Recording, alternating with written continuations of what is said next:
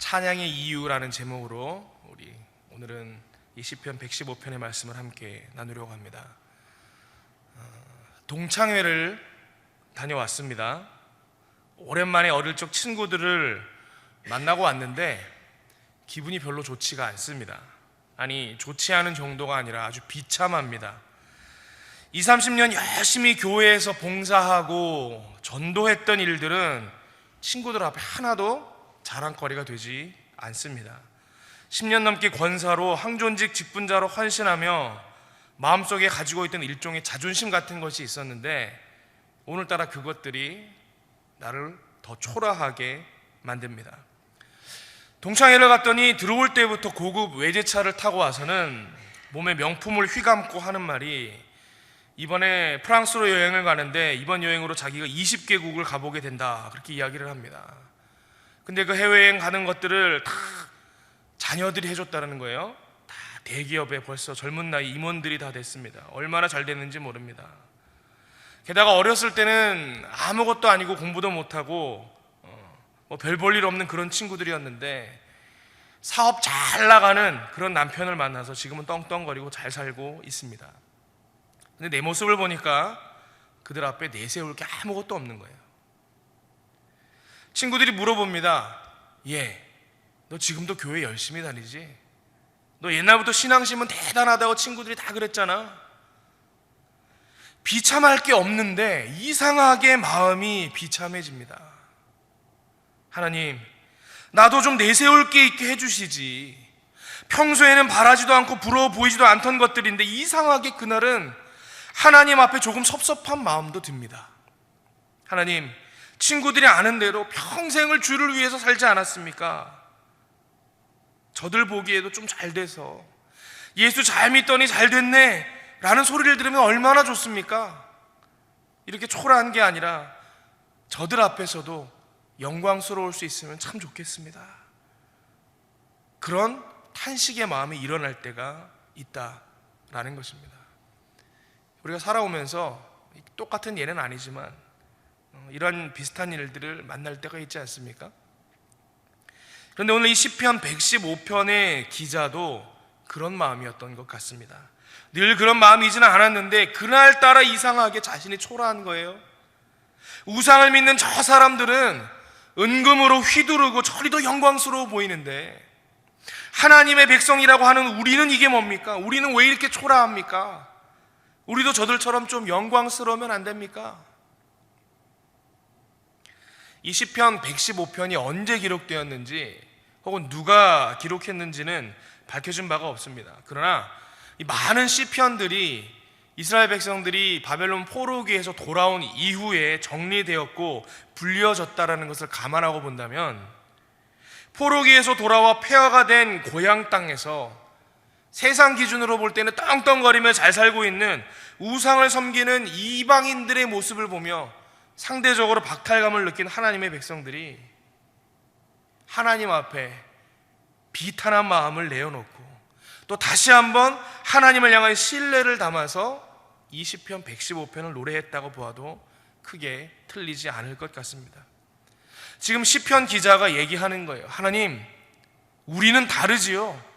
우리는 우리가 영광스러운 종교가 아니지요. 하나님이 영광 받으시는 종교지요. 우리에게 영광이 있게 하지 마시고 하나님만 영광 받아 주십시오.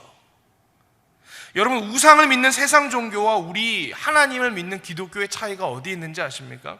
다른 종교들은요, 나를 위해서 믿는 종교예요. 나를 위해서, 내가 복 받으려고 믿는 종교입니다.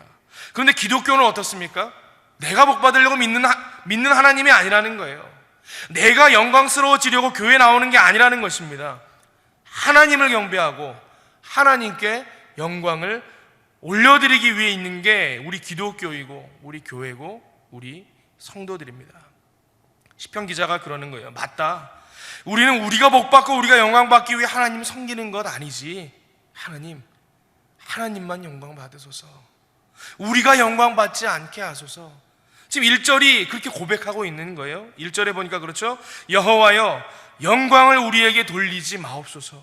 우리에게 돌리지 마옵소서. 오직 주는 인자하시고 진실하심으로 주의 이름에만 영광을 돌리소서. 그런데 세상 사람들이 그렇게 이야기를 하죠. 야, 너희가 믿는 하나님 존재하기는 하냐? 2절이 그런 말씀입니다. 어찌하여 문나라가 그들의 하나님이 이제 어디 있느냐 말하게 하리이까? 야, 너희는 하나님 믿는다고 하면서 왜 그 모양 그 꼴로 살고 있느냐? 너희가 믿는 하나님이 있기는 하냐?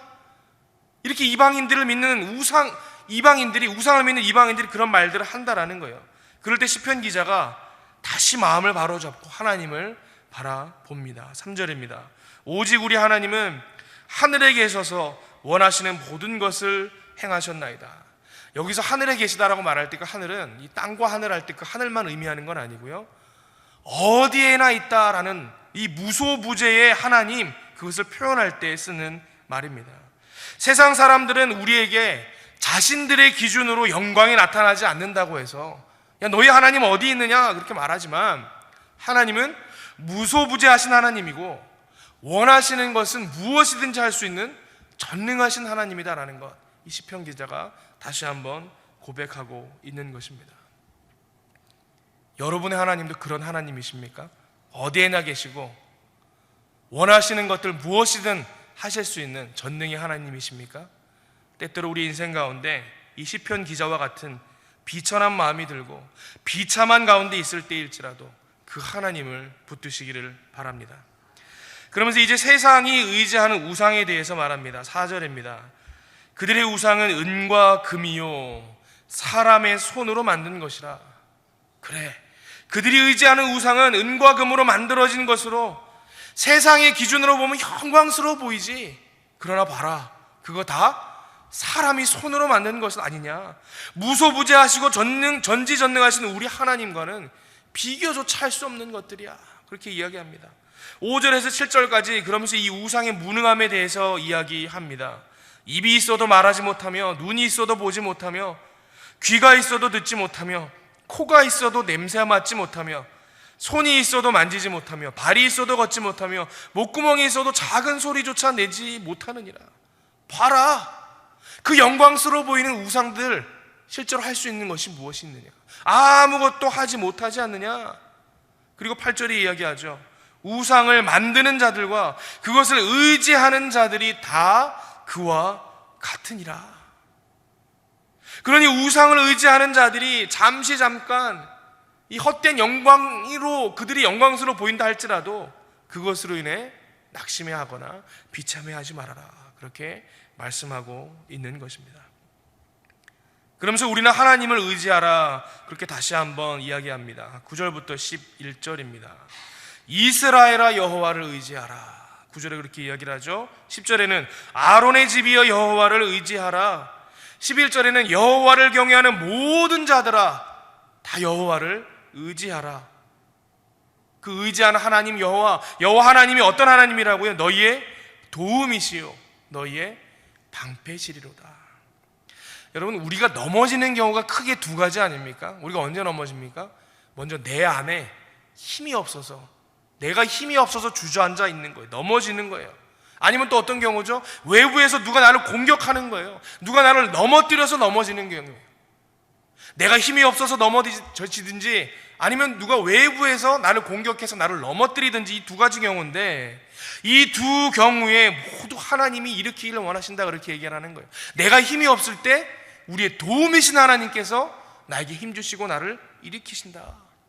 누가 나를 공격하고 나를 넘어뜨리려고 할 때에 우리의 방패 되신 하나님께서 그 공격을 막아주시고 일으키신다.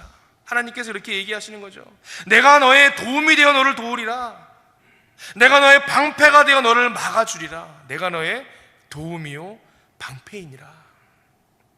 여러분, 우리 하나님이 그런 분이십니다. 그 도움이시요 방패이신 하나님만 의지하는 저와 여러분들 되시기를 바랍니다. 그리고 12절에서 16절에 이 시편 기자가 모든 하나님의 백성들, 하나님만 의지하는 이들에게 무소부재하시고 전지전능하신 여호와 하나님의 복을 기원합니다. 12절입니다. 여호와께서 우리를 생각하사 복을 주시되 이스라엘 집에도 복을 주시고 아론의 집에도 복을 주시며 높은 사람이나 낮은 사람을 막론하고 여호와를 경외하는 자들에게 복을 주시리로다. 여호와께서 너희를 곧 너희와 너희의 자손을 더욱 번창하게 하시기를 원하노라. 너희는 천지를 지으신 여호와께 복을 받을 자로다. 하늘은 여호와의 하늘이라도 땅은 사람에게 주셨도다. 저도 여러분에게 이 같은 은혜를 기원합니다. 하나님만 의지하는 여러분에게 무소부재하시고 전지전능하신 하나님의 은혜의 복이 임하기를 기원합니다. 그리고 마지막으로 17절, 18절입니다. 지금 그러한 하나님을 찬양하고 있는 우리의 모습을 다시 돌아봅니다. 은금으로 치장하고 화려하고 영광스러워 보이는 우상들과 그 우상을 의지하는 사람들 앞에 우리가 얼마나 초라해 보였습니까? 얼마나 나약해 보였습니까? 시편 기자가 볼 때 그러한 우리 모습이 마치 죽은 자 같고 아무 말도 못하고 찍소리도 못하고 있는 침묵하는 자 같더라는 것입니다. 그런데 그렇게 기가 죽어가지고 그렇게 초라해가지고 그런 자들이 하나님을 찬양할 수 있습니까? 17절에 그렇게 이야기하는 거예요. 죽은 자들은 여호와를 찬양하지 못하나니 적막한 데로 내려가는 자들은 아무도 찬양하지 못하리로다. 이게 다른 번역본에 보니까 17절에 이렇게 번역합니다. 여호와를 찬양하는 자들은 죽은 자들이 아닙니다. 적막한 곳으로 내려가는 자들이 아닙니다. 이제 하나님을 향한 신뢰를 회복하고 다시 하나님을 찬양하는 우리의 모습은 더 이상 미천하고 낙심한 모습이 아니라는 것입니다. 그러면 그래서 누가 하나님을 찬양합니까? 하나님을 신뢰하고 하나님을 의지하는, 하나님만 의지하는 우리 하나님의 백성이 우리 여호와 하나님을 찬양하는 것입니다. 언제까지요? 영원까지. 18절에 그렇게 이야기하죠.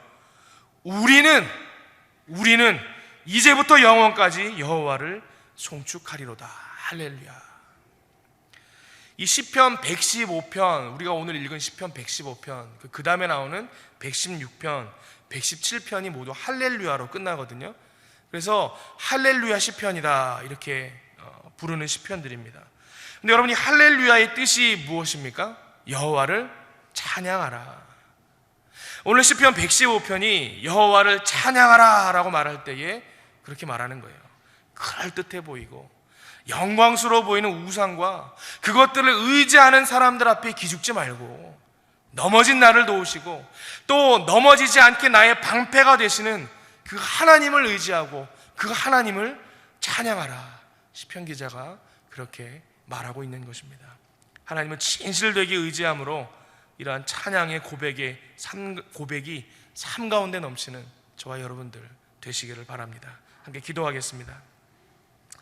아버지 하나님, 오늘 시편 기자의 고백을 통해 우리의 삶을 다시 한번 돌아봅니다.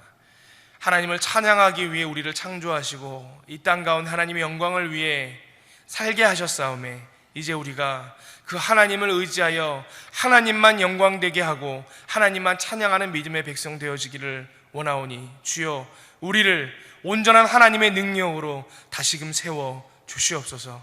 때때로 하나님을 믿지 아니하는 이방인들의 잘됨을 또 그들의 영광스러운 모습을 통해 아버지 하나님 우리가 비천함에 빠지고 또 우리가 연약함으로 주저앉을 때가 있음을 고백합니다. 그러나 아버지 하나님, 시편 기자와 같이 다시 한번 우리를 일으키시고 우리의 어려움에 방패가 되어주시는 하나님을 신뢰함으로 다시금 일어서 하나님만 영광되게 하고 하나님만 찬양하는 능력의 백성 되게 하여 주시옵소서. 감사드리며 이 모든 말씀 예수 그리스도의 이름으로 기도하옵나이다. 아멘.